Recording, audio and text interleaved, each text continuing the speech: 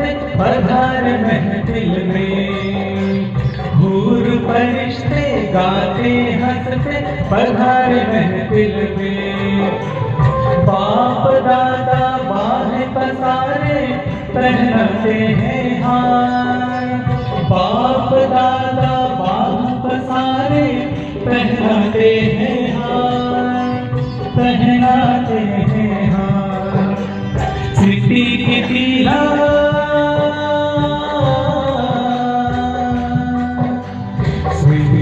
तिलक विजय कहा था सब यहाँ भी नाचे हैं। स्वागत है नया रत्नों का हृदय से बारंबार, रूहानी अंजुमन हो।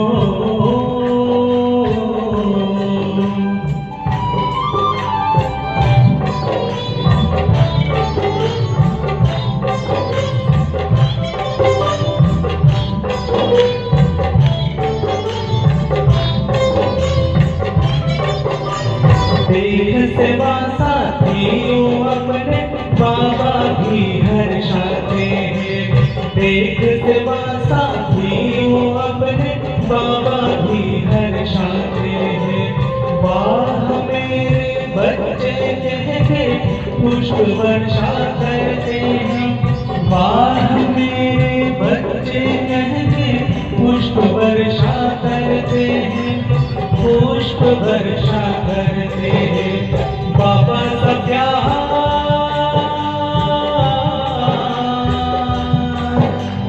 बाबा का प्यार दीदी दादी वर्षाएं लुटाते हैं।